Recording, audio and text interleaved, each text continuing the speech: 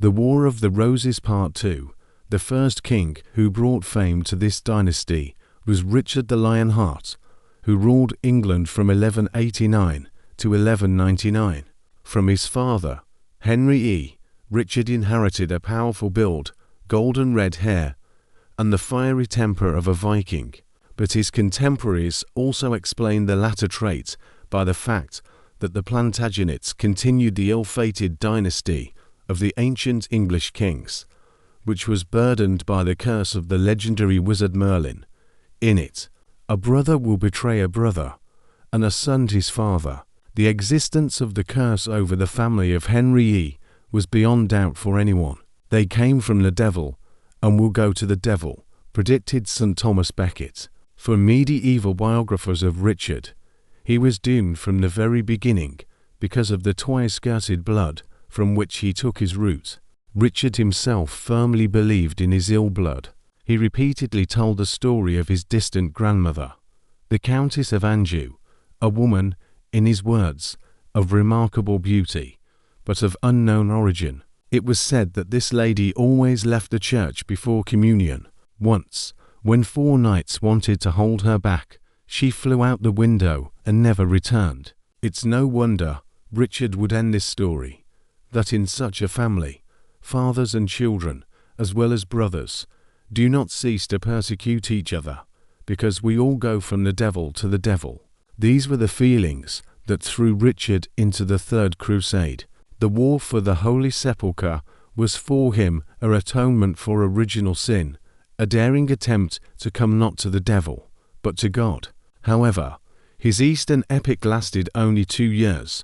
The rest of his life, Richard spent mainly in France, fighting with the French King Philip, and there he met his end, struck by a crossbow bolt. Richard the Lionheart was buried in northern France, in the Abbey of Fontevraud next to his father, and his heart was embalmed and buried in the Cathedral of Notre Dame in Rouen.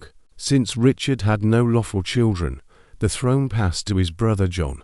John I Lackland and the Magna Carta hell itself, however foul, would blush at the presence of John, was the unanimous verdict of his contemporaries about this king, who ascended the English throne in 1199. Even as a child, he amused himself by tearing the beards of Irish chieftains who had come to acknowledge him as their lord. His ingratitude and treachery brought his father, Henry E., to the grave, and towards his elder brother, Richard the Lionheart, he was the most perfidious of traitors. John's court was a veritable den of debauchery, where no woman was safe from the king's advances. John's reputation was so terrible that no English monarch since has named their heirs with this name. During John's reign, the first of a long line of his captives entered the Tower, Matilda Fitz-Walter, whom the troubadours called the Fair Maid of Maid.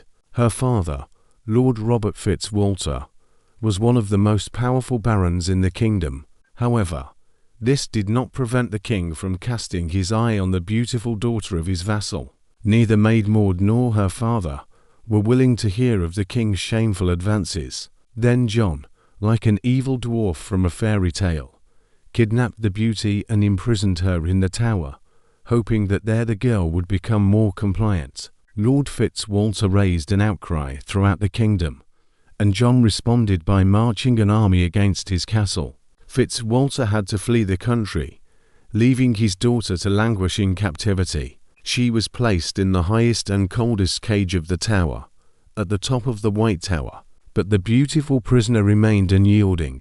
Beside himself with malice and unsatisfied lust, the king once sent her a poisoned egg by a servant. Maud partook of the offering and died. Meanwhile, Lord Fitz-Walter returned to England with a call to curb the tyrant.